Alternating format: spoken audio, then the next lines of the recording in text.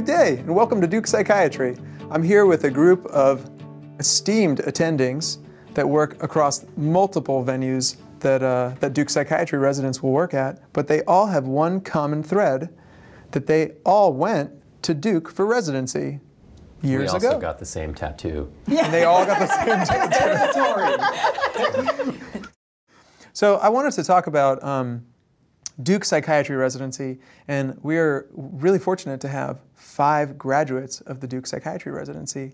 I don't know if it's that Duke Psychiatry has some sort of like a viscous personality disorder and it just wouldn't let you get away, or is there something about Duke Psychiatry that you just love working here? I tried to get away. Yeah. I think a lot of us do. You graduate, you go other places, and then you realize, oh, I really liked it there, it was better. And you come back and you know, there's this grass is always greener. Maybe I'm thinking it's just really was better there and it's this golden time in my life, but actually it is better here. You know, you got away briefly, Mehul. I did, and I think Dr. Holsinger did I was as well. also gone. Yeah, it's kind of like that movie where you try to leave and they pull you back in.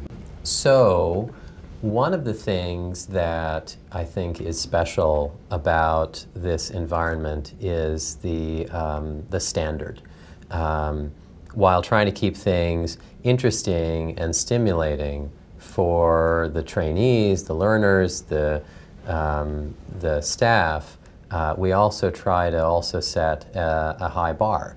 And so it's impressive in the way that we try to balance service and learning, and also kind of pushing the envelope.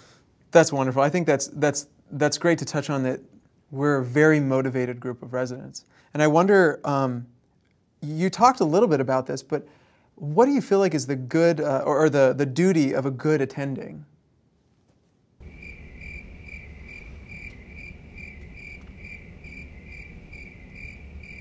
Oh, you're looking at me. Anybody?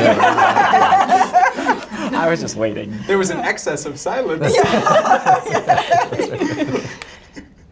Well, I think and this is a heavy VA crowd here too, so I think for all of us, it's always the patient is always the first, and making sure that the patient has what they need. And then when you have house staff, the next layer is making sure that the house staff have what they need. And I guess that synchronizes nicely, because if you have the patient in mind, you have your residents in mind, everybody's working quite synergistically to learn a lot, get what they need. And I feel really strongly that for the medical students especially, who most likely won't go into psychiatry, that they get a good experience of seeing how psychiatry functions, its value, the limits of our understanding of treating mental health conditions, and really get an appreciation for our specialty, so that when they have to refer to us or have patients with mental health problems, that they feel comfortable consulting us in the future and have a respect for our field. And I feel like that's a really strong obligation, and I'm proud to try to give them that experience. So this is my last question for you all, because you all came to Duke for residency some couple hundred years ago, I think.